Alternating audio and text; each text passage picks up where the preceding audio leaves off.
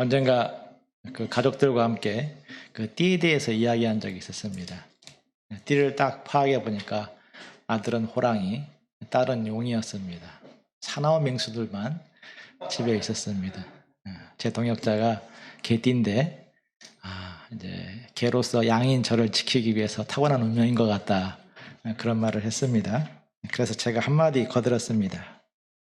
요한계시록을 보면 최고로 강한 짐승은 양입니다. 양이 용을 제압합니다. 그런 말을 했습니다. 오늘 본문에서 예루살렘 종교 지도자들은 사나운 맹수처럼 예수님을 물어뜯고 막 공격을 하고자 합니다.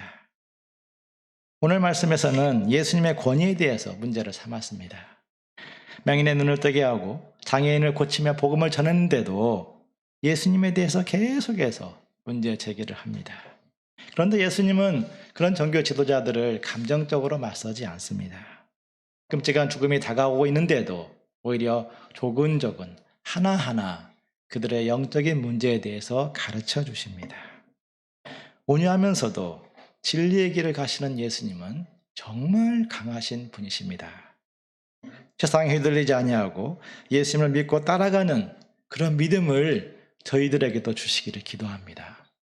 그래서 그 믿음이 우리가 하나님 보시기에 정말 아름다운 열매를 맺는 통로가 되게 하시기를 기도합니다. 본문을 보겠습니다. 예수님이 성전에서 가르치실 때였습니다. 대제사장과 장로들이 찾아와서 무슨 권위로 이런 일을 하느냐 따져 물었습니다. 예수님은 전혀 눌리지 아니하고 오히려 되물으십니다. 25절을 보십시오. 요한의 세례가 하늘로부터 왔느냐 사람으로부터 왔느냐. 그러자 저들이 고민하기 시작합니다. 만약 하늘로부터 왔다 하면 왜 그를 믿지 아니하느냐 할 것이고, 만약 사람으로부터 왔다 할 것이면 요한을 선지자로 여기는 백성들의 여론이 무서웠기 때문입니다. 결국 저들은 모르겠다라고 대답을 합니다. 모르겠다, 이 말은 참 어려운 자리를 회피하는데 유용하게 쓰이는 단어입니다. 그런데 영적으로도 의미를 담고 있습니다. 그들이 예수님의 권위를 모르는 진짜 이유를 말해주기 때문입니다. 머리가 나빠서 모르는 것이 아닙니다. 하나님보다도 사람들의 평가에 더 예민하기 때문입니다. 하나님보다도 세상을 두려워하면 어느 자리에 있든지 영적 권위를 깨닫지 못하고 하나님과 올바른 관계성을 맺을 수 없습니다. 성경에는 하나님의 종으로 쓰임받는 많은 사람들이 나옵니다. 어떤 사람들은 왕, 제사장, 영적인 리더였습니다. 어떤 사람들은 농부나 목자처럼 평범한 일상을 사는 사람들도 있었습니다. 영적 권세는, 그 파워는 지위나 재능에서 나오는 것이 아니라 하나님의 부르심대로 순종하는 그 믿음을 통해서 나오는 것입니다. 예수님은 그 영적 권세를 하나님의 뜻에 철저히 순종함으로써 얻으셨습니다. 예수님은 권위의 근거에 대해서 저들에게 더 이상 말씀해 주지 않겠다 선언하십니다. 이는 너희는 들을 만한 수준이 준비되어 있지 않다, 이런 말씀입니다. 마치 초등학생에게 고차 방정식을 말해줄 수 없는 것처럼 이들에게 영적 수준 미달임을 깨달으라, 이런 메시지입니다. 대신 두 가지 비유를 통해서 저들의 자기 발견을 도우십니다. 첫째, 둘째 아들 비유입니다. 두 아들 비유입니다. 28절을 보십시오. 어떤 사람에게 두 아들이 있었습니다. 아버지가 첫째 맏아들을 불러서 부탁을 했습니다. 아들아, 포도원에 가서 일 좀 해라. 내가 오늘 비염도 심하고 갑자기 열이 올라서 도저히 일을 할 수가 없구나. 맏아들은 예스맨이었습니다. 아버지, 첫째인 제가 책임지겠습니다. 걱정 말고 푹 쉬고 계십시오. 주변 사람들이 막 칭찬합니다. 역시 첫째야. 야, 정말 잘 키웠네. 내 자식도 저리 키우고 싶다. 이렇게 막 칭찬을 했습니다. 그런데 아버지 앞을 떠나서 집 밖을 나선 처자들의 그 모습이 완전히 다른 모습을 보이는 것이었습니다. 아이씨, 맨날 나보고 하래. 첫째가 봉이야? 봉? 응? 내가 뭐 일하는 기계인가? 내가 일하는지 안 하는지 아픈 아버지가 모르겠지? PC방 가서 땡땡이나 쳐야겠다 하면서 이제 PC방으로 가버렸습니다. 아버지는 둘째도 불러서 첫째에게 했던 것처럼 부탁을 했습니다. 그러자 둘째는 아버지 앞에서 막 대놓고 반발하는 것이었습니다. 뭐라고요? 나보고 지금 삽들고 일꾼들처럼 일하라고요? 꼭 그렇게 자식을 부려먹어야 속이 편하겠나? 안 가! 못 가! 싫어! 하면서 막 대드는 것이었습니다. 주변 사람들이 수군거리며 욕했습니다. 아니 저런 못돼 먹은 자식이 있나? 아버지가 말하면 무조건 예스 해야지. 첫째의 반의 반만큼이라도 좀 해봐라. 이렇게 막 이렇게 욕을 했습니다. 그런데 둘째는 현관문을 나선 후에 마음이 달라지기 시작합니다. 아휴, 노인네가 얼마나 힘들었으면 나 같은 망나니 붙들고 사장했겠나? 그래, 눈 딱 감고 한번 효도하자. 이렇게 뉘우치고 일하러 갔습니다. 두 아들 모두 아버지에게 죄인들입니다. 맏아들은 아버지를 속인 죄인입니다. 착하고 예의 바른 아들인 것처럼 같은데 실제로는 그렇지 않은 위선과 거짓의 죄인입니다. 둘째 아들도 죄인입니다. 아버지에게 무례하게 대놓고 거절하고 끔찍한 상처를 주었습니다. 맏아들은 이스라엘의 종교 지도자들을, 둘째는 세리와 창녀 같은 공인된 죄인들을 상징합니다. 그와 같이 제사장, 백성의 장로들, 세리와 창녀들 모두 죄인입니다. 이스라엘의 지도자들은 사람들 눈에 드러나지 않는 죄인이었고 세리와 창녀들은 드러난 죄인들입니다. 드러나게 싫어했느냐, 드러나지 않게 싫어했느냐, 그 차이였습니다. 첫째와 둘째의 모습은 본성으로는 하나님의 뜻을 행하기 어려워하는 우리 인간의 진짜 영적 실존을 보여주고 있습니다. 우리 인간의 본성은 하나님의 영광보다도 자기 영광을 사랑하고 죄를 회개하고 돌이키는 것보다도 자기 유익을 내세우고 자기 고집을 앞세우는 것을 좋아합니다. 첫째와 둘째는 모두 죄인이었는데 그런데 결론이 달랐습니다. 예수님은 누가 아버지 뜻대로 행하였느냐 물으셨습니다. 둘째죠. 예수님은 충격적인 말씀을 하십니다. 세리와 장녀가 종교 지도자들보다 먼저 하나님의 나라에 들어갈 수 있다니 참으로 엄청난 반전입니다. 어떻게 이런 역전이 일어난 것입니까? 32절을 같이 읽겠습니다. 시작. 요한이 의의 도로 너희에게 왔거늘 너희는 그를 믿지 아니하였으되 세리와 창녀는 믿었으며 너희는 이것을 보고도 끝내 뉘우쳐 믿지 아니하였도다. 첫째와 둘째의 결론이 달라진 이유는 믿느냐 믿지 아니하였느냐 거기에 있었습니다. 세례 요한이 유대 광야에서 이스라엘 백성들에게 의의 도를 가르쳤습니다. 회개하라 천국이 가까웠느니라. 우리 조상이 아브라함이라고 자랑하지 말고 회개에 합당한 열매를 맺으라. 종교 지도자들은 그런 세례 요한의 의의 말씀을 자기들과 상관없는 말씀으로 배척했습니다. 우리에게 무슨 회개야? 회개할 자인들은 따로 있지. 저들이 회개해야 돼. 이렇게 또 넘겼습니다. 반면 세리와 장녀들은 믿음으로 받아들이고 회개했습니다. 우리 같은 죄인들도 믿고 회개할 수 있다면 하나님 나라에 들어갈 수 있나요? 정말 감사합니다. 주여, 우리는 죄인입니다. 우리를 불쌍히 여기소서. 종교 지도자들처럼 고상하게 살아온 사람들은 이 본문 말씀을 억울한 본문으로 생각할 수 있습니다. 아니 그러면 죄를 많이 지은 사람은 회개하고 믿음을 갖기 쉬울 것이고 고상하고 착하게 살아온 사람들은 회개하기 어려워서 불리할 것인데 차라리 죄를 많이 짓는 것이 낫겠네요? 이렇게 반발할 수 있습니다. 그런데 믿음으로 구원받고 새 인생을 사는 사람들을 보면 그런 것 같지 않습니다. 죄를 많이 지었기 때문에 죄를 깨닫고 회개하는 것은 아닙니다. 오히려 진리를 사랑하고 양심이 살아있는 사람일수록 죄를 깊이 깨닫고 회개하는 모습을 더 많이 봅니다. 믿고 회개하기 위해서는 하나님 앞에 겸손해야 됩니다. 말보다도 삶, 과거가 아닌 지금을 돌아보는 영적 겸손이 있어야 믿고 회개할 수 있습니다. 내가 영적인 말을 했다고 해서, 또 그런 말에 사람들이 감동했다고 하여서 내가 반드시 영적인 사람이 아닙니다. 내가 영적인 삶을 살아야 내가 영적인 사람인 것입니다. 내가 주님을 찬양하면서 주님의 위대하심을 노래하기에 하늘 백성인 것이 아니라 내가 찬양한 그대로 주님께 영광을 돌리는 삶을 살아갈 때 그 사람이 하늘 백성인 것입니다. 예수님은 마태복음 7장 21절에서 말씀했습니다. 주여 주여 하는 자마다 다 천국에 들어갈 것이 아니요 다만 하늘에 계신 내 아버지의 뜻대로 행하는 자라야 들어가리라. 과거와 현재도 그러합니다. 내가 이전에 아버지의 뜻대로 살았다는 것도 중요하지만 그보다 더 중요한 것이 지금 아버지의 뜻대로 살아가는 삶으로 그 과거가 연결돼야 됩니다.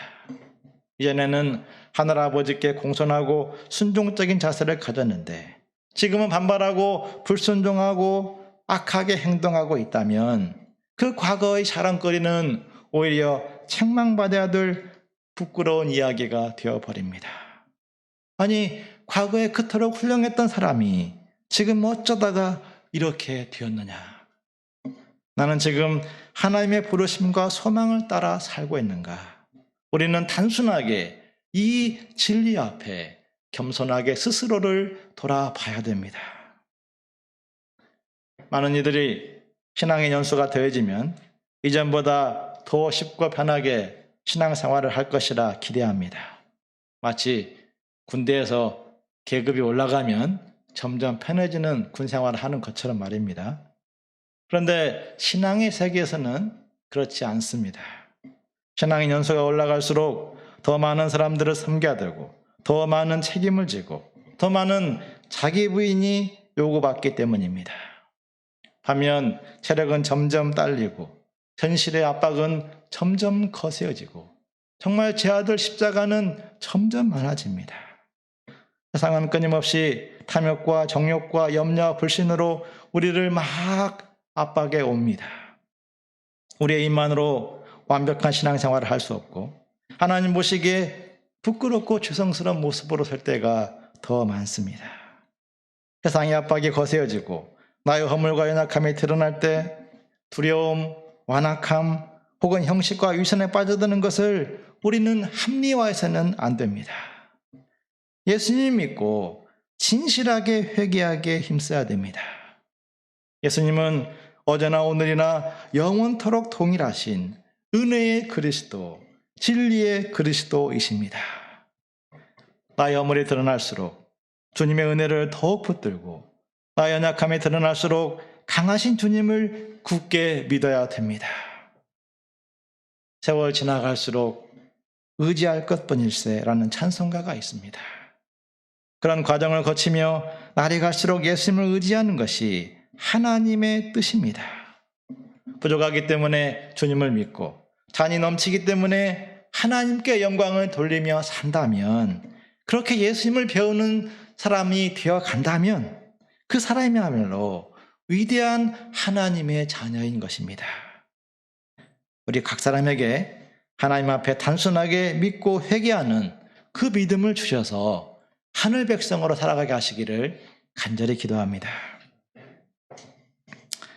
둘째는 포도원 농부의 비유입니다. 한 집주인이 포도원을 만들어서 산 울타리로 두르고 거기에 칩자는 틀을 만들었습니다. 사방에 망대를 짓고 포도원 농부들에게 새로 주고 타국에 멀리 갔습니다. 고대 세계 소작류는 그 비율이 독한 주인은 주인 3, 소작 농부 주인 7, 소작 농부 3, 그다음에 좀 좋은 주인은 5대5로 나누었습니다. 진짜 좋은 주인은 진짜 하늘에 속한 주인은 주인 3, 이제 소작 7을 주었습니다. 그런데 이 포도원 주인은 소작 9, 주인 1, 11조만 하도록 했습니다. 시간이 지나 열매를 거둘 때가 왔습니다. 집주인은 열매를 받으려고 자기 종들을 농부들에게 보내었습니다.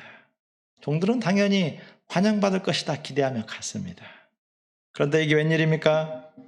농부들이 종들을 잡아 심히 때리고 하나는 죽이고 하나는 돌로 쳤습니다. 주인은 처음 보낸 종들이 함부로 농부들을 대했는가 보다 생각하고 이번에는 성숙한 종들을 뽑아서 처음보다 많이 보내었습니다. 그런데 이번에도 그렇게 나오는 것이었습니다. 때리고 죽이고 돌로 쳤습니다. 그럴지라도 포도원 주인은 농부들을 참고 인내했습니다. 오히려 농부들과 관계를 회복하고자 자기 아들을 보내었습니다. 37절을 같이 읽겠습니다. 시작. 후에 자기 아들을 보내며 이르되 그들이 내 아들은 존대하리라 하였더니. 아들은 부모의 분신입니다. 군대에 아들을 보낸 엄마들은 아들을 보낸 주인의 결정이 결코 쉽지 않았음을 아주 깊이 알고 있을 것입니다. 주인이 포도원 이득만 생각했다면 악한 자들로 가득한 포도원에 아들을 보낼 이유가 결코 없습니다. 농부들의 관심은 포도원인데 주인의 관심은 농부들이었기 때문입니다. 농부들이 아들을 영접하기만 하면 지금까지의 모든 악함을 다 용서하고 새로이 출발하고자 했습니다. 주인이 아들을 보낸 것은 농부들을 향한 최고의 사랑이었고 또 어찌하든지 관계성을 회복하여서 다시 시작하려는 간절한 소망이었습니다. 아들을 보낸 주인과 그 아들을 죽이고 주인이 되려는 농부는 하나님과 우리 인간 사이에 어긋난 관계를 상징합니다.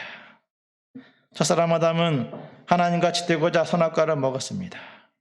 아담을 시작으로 모든 인간은 항상 하나님같이 높아지고 싶어합니다. 자기들을 좋아하는 모든 여자로 아내를 삼아 왕처럼 즐기고자 했습니다. 노아 시대였습니다. 바벨탑을 쌓고 하늘 끝까지 자기 이름을 높이고 싶어 했습니다. 하나님이 말씀을 주시고 축복을 주시고 재앙을 내렸는데도 여전히 인간은 자기를 높이는 그 길을 가기를 주저하지 않았습니다. 세상은 결국 죄와 죽음에서 벗어날 수 없었고 심판받아야 마땅했습니다. 그러나 하나님은 세상을 사랑하셔서 자기의 독생자를 보내십니다. 누구든지 아무리 절망적인 죄인이라도 아들을 믿음으로써 멸망하지 않고 영생을 얻도록 하심이었습니다. 누구든지 아들을 받아들임으로써 아버지와 관계가 회복되어 그 삶이 용기와 비전으로 충만한 인생이 되도록 하심이었습니다. 그런데 농부들은 주인의 아들을 영접하지 않습니다. 38절에 보십시오. 농부들은 그 아들을 잡아서 그 아들을 보고 서로 말하는 것이었습니다. 자, 이는 상속자니 잡아 죽이고 그의 유산을 차지하자. 아들을 잡아서 포도원 밖에 내쫓아 죽였습니다. 비유에 나오는 그의 유산을 차지하자 이 말 속에 농부들의 근본 문제가 담겨 있습니다. 주인과 농부들의 갈등의 뿌리는 누가 주인이냐 이것이 근본 문제였습니다. 아무의 간섭도 받지 않고 자기 마음껏 주인처럼 살고 싶은 그 욕심이 문제의 뿌리였습니다.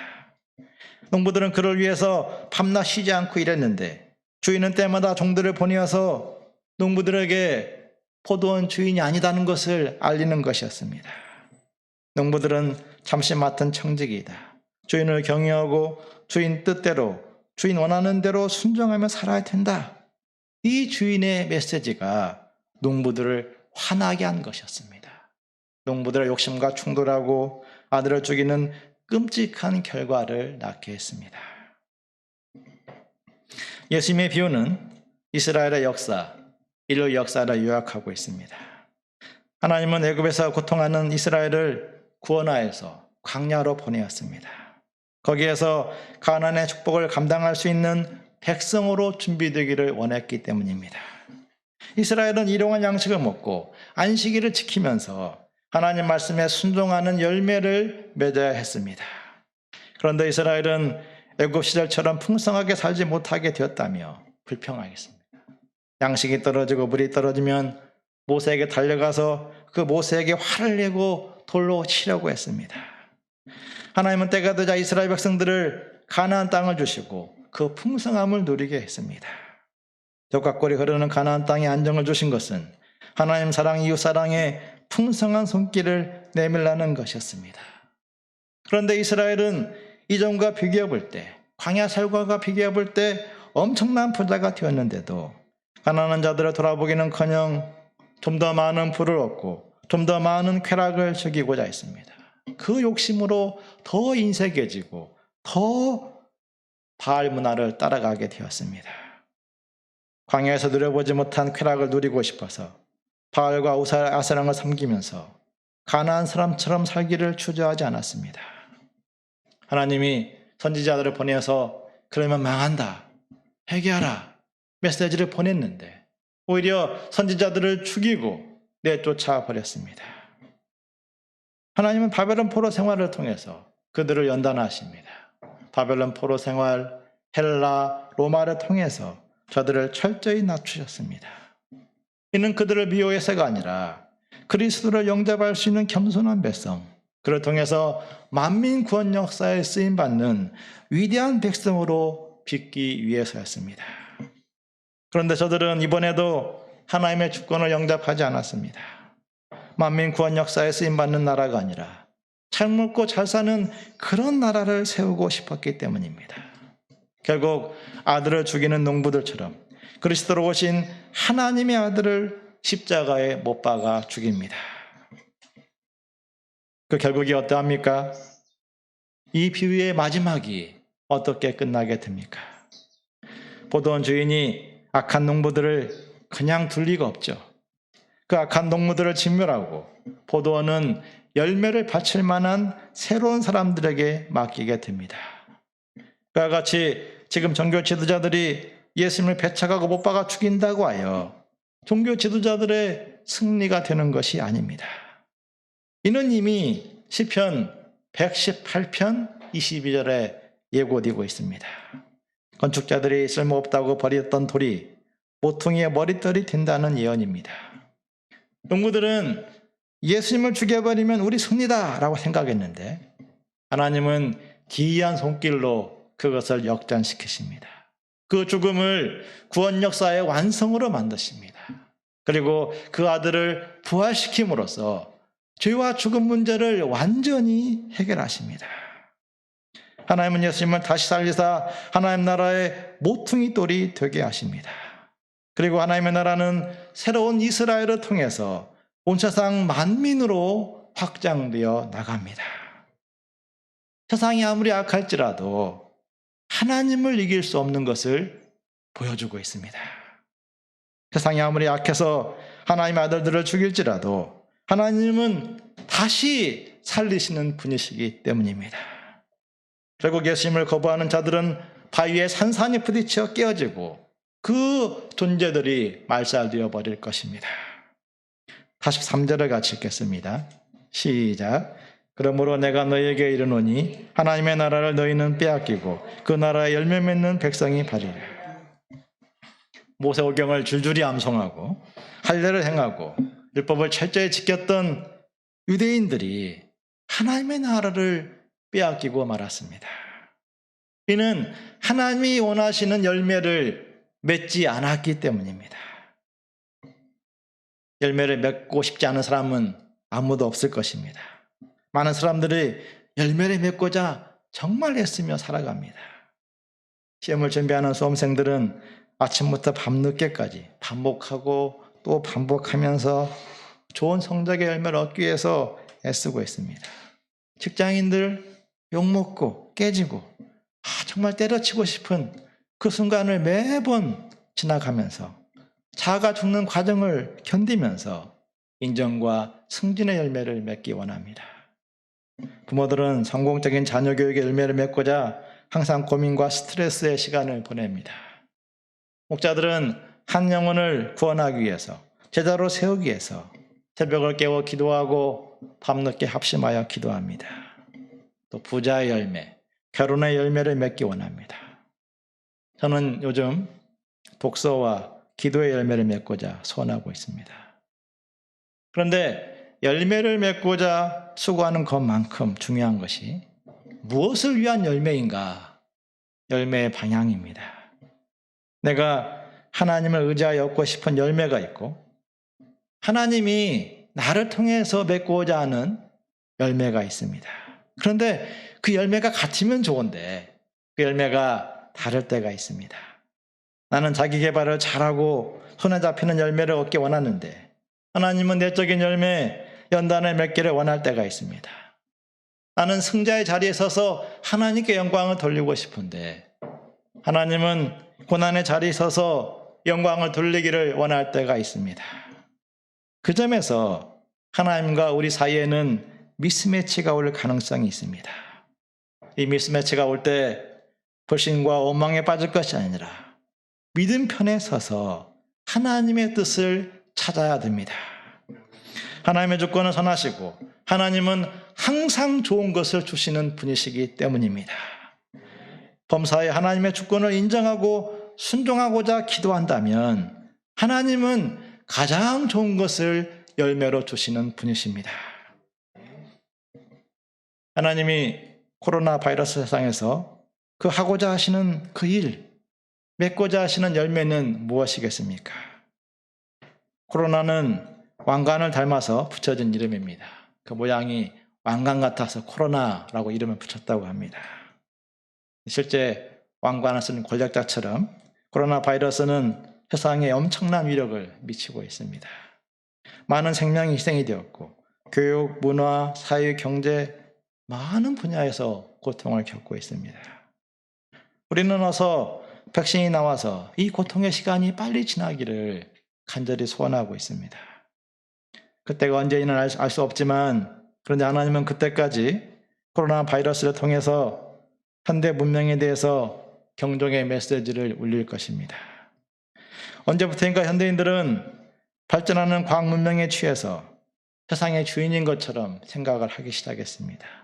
생명공학, 재료공학, 인공지능, 대체에너지 개발을 통해서 기아, 질병, 환경, 전쟁, 죽음 문제를 해결하는 완벽한 세상을 세울 수 있을 것이다. 꿈을 꾸었습니다. 그 세상에서 인간이 정말 주인이 되어서 무한한 어떤 미래를 만들 수 있을 것이라 기대했습니다. 흔히 말하는 호모테우스의 시대가 올 것을 희망했습니다. 자원이 고갈이 되고 환경이 무서울 정도로 빠르게 파괴되어 가고 있는데도 머뭇거리고 있었던 이유입니다.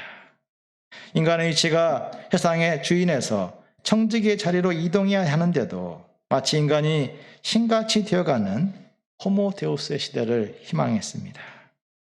그러나 코로나 바이러스는 지구에서 완벽한 세상을 만들 수 있다는 그 인류의 환상을 빠르게 부수고 있습니다. 마치 우리가 예상하지 못한 극히 작은 것이 인류 종말을 불러올 수 있으며 우리는 한치 앞도 예측할 수 없는 미약한 존재임을 깨우쳐주고 있는 것입니다. 인간의 교만을 내려놓고 하나님 앞에 겸손히 고개 숙이며 살라 외치고 있습니다. C.S. 루이스는 하나님은 우리가 즐거울 때는 속삭이시고 우리가 고통스러울 때에는 외치신다. 고통은 귀먹은 세상을 깨우기 위한 그분의 확성기다 이렇게 말했습니다. 하나님은 코로나 바이러스라는 확성기를 통해서 우리 귀에 대고 외치십니다. 죄로 손상된 세계는 고통과 고난을 피할 수 없으며 죽음을 피해갈 수 없음을 말씀하십니다. 또한 죽음은 머나먼 곳에 있지 않으며 그러므로 언제든지 하나님의 부름받는 그날을 생각하며 살라, 깨어 살라고 말씀하십니다. 우리가 예수님을 통해서 영원한 생명을 약속받은 것이 인생 최대의 축복임을 말씀하십니다.